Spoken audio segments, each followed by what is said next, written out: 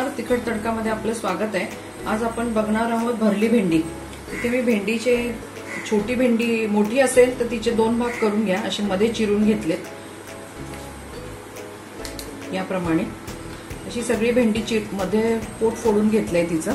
आता त्याच्यासाठी लागणारे साहित्य आहे, इथे 4 चमचे शेंगदाण्याचं कूट आहे, थोडी चवीला साखर आहे, मीठ, हिंग, जिऱ्याची पूड आहे, हळद, इथे गरम मसाला आहे, याच्याऐवजी तुम्ही गोडा मसाला पण घालू शकता, इथे धन्याची पूड आहे, इथे लाल तिखट, इथे मी काही आमसुला घेतलेली आहेत, याच्याऐवजी तुम्ही लिंबू पिळू शकता किंवा कैरीची सुकी पावडर येते ती सुद्धा वापरू शकता।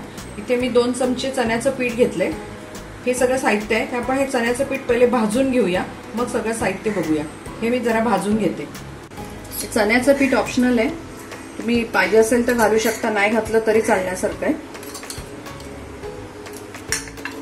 हे आपण थोडंसं भाजून घेऊ, म्हणजे त्याचा कच्चापणा निघून जाईल।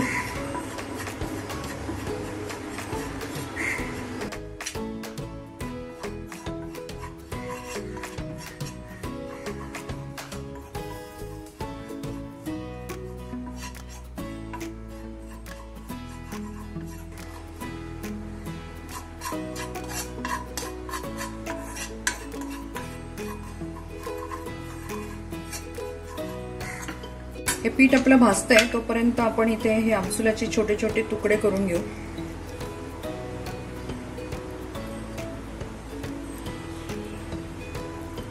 याच्याऐवजी तुम्ही लिंबू पिळला तरी चालेल।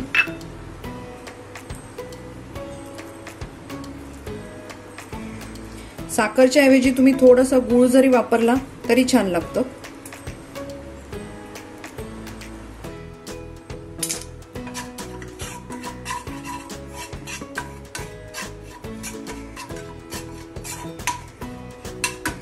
आपली डाळीचं पीठ छान भाजून झालेलं आहे, बघा लालसर झालंय चांगलं। हे फक्त थोडंसं जरा बाइंडिंगसाठी आहे, पण नाही घातलं तरी काही प्रॉब्लेम नसतो, तरी पण छान होते भाजी। तर गॅस बंद करू, पण आता हे याच्यामध्ये मिक्स करून घेऊया।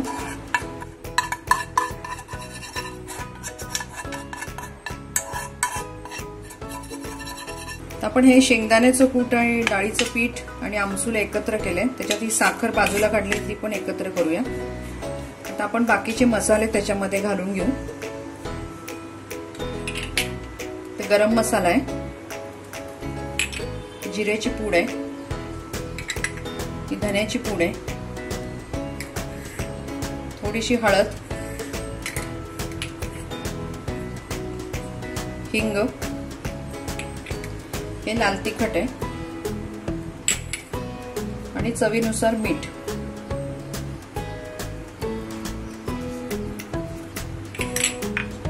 आपण हे सगळं एकत्र करून घेऊ।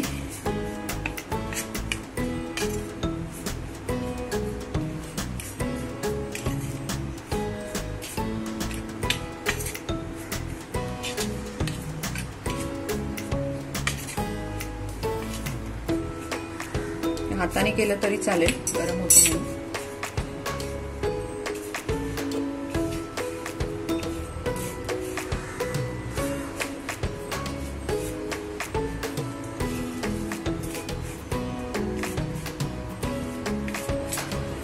तुम्ही आता हे असं खाऊन बघू शकता, म्हणजे मीठ तिखट किती बरोबर झाले की नाही, कारण नंतर मग आपल्याला वरून टाकलेलं आतमध्ये जात नाही भेंडीच्या, तर तुम्ही टेस्ट करून बघू शकता याच्यामध्ये।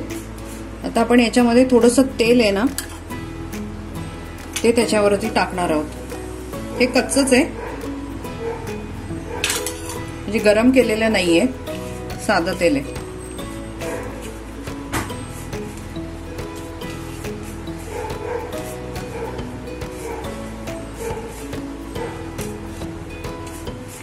हे आमसुलं टाकण्यामागे एकच आहे की ते आंबट गोड असं छान लागतं,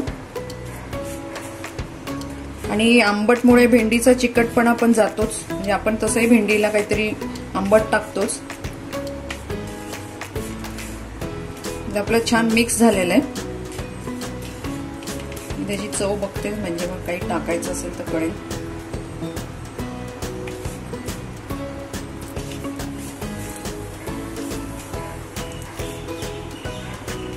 एकदम परफेक्ट झाले। आता आपण हा मसाला भेंडींमधून भरून घेऊया.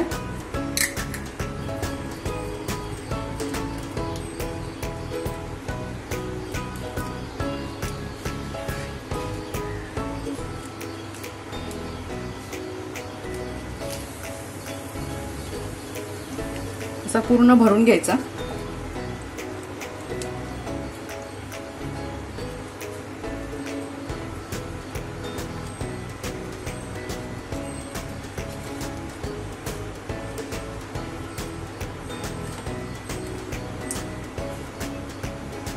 तुम्हाला घाई असेल आणि आता भरली भेंडी करायची तर हा असाच मसाला करायचा.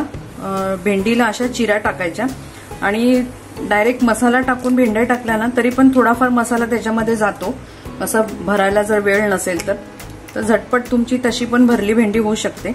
मसाला चांगला परतायचा आणि भेंडी अशी फोडून टाकायची त्याच्यामध्ये, मग तो शिरतो मसाला त्याच्यात बरोबर. वेळ असेल तर अशा पद्धतीने केलं तर जास्त छानच होतं, पण घाईघाईमध्ये तसंही करू शकता.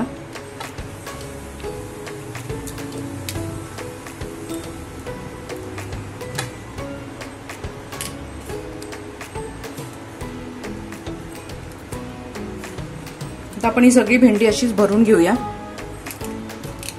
इथे मी कढई ठेवली आहे, त्याच्यामध्ये तेल ऑलरेडी टाकलंय. तेल तापलं का बघूया. आपलं जिरं मोहरी टाकलंय.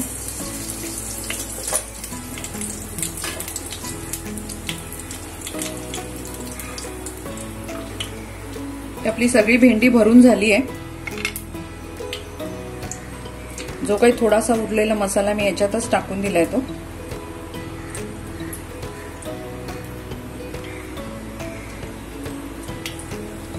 आपण ही भेंडी त्याच्यामध्ये घालूया.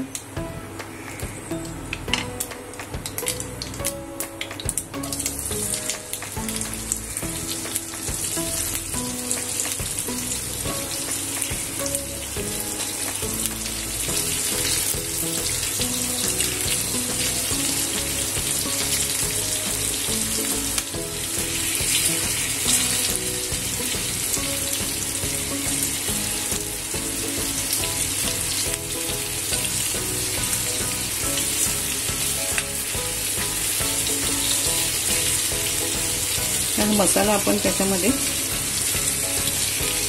आता आपल्याला ही भेंडी फक्त वाफेवर होऊ द्यायची. याला पाणी वगैरे काही घालायचं नाहीये. त्याच्यावर झाकण ठेवून मंद ह्याच्यावरती आपण तिला होऊ देऊ.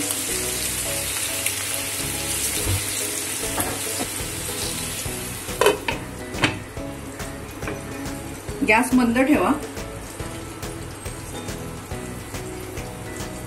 आपण बघूया ही भेंडी झाली का. भेंडी जवळजवळ झालीच आहे. तिचा चिकटपणा पण पूर्ण गेलाय. मसालाही छान लागलेला आहे त्याच्यामध्ये.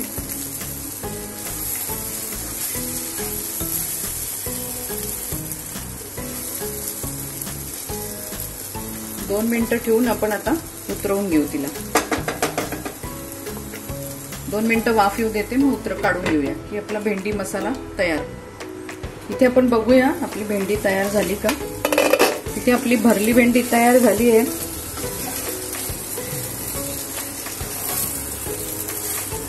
छान शिजली आहे. मसाला पण छान भरला गेलाय. तिला डिश मध्ये काढून घेऊया. गॅस बंद करते. इथे आपली भरली भेंडी तयार झालेली आहे. तुम्ही हे करून बघा. तुमचा अभिप्राय आम्हाला कळवा. अजूनही तुम्ही आमच्या चॅनलला लाईक केलं नसेल तर लाईक करा, शेअर करा, सबस्क्राईब करा आणि इंस्टाग्राम आणि फेसबुकला पण फॉलो करा. परत आपण भेटू नव्या रेसिपी बरोबर. धन्यवाद.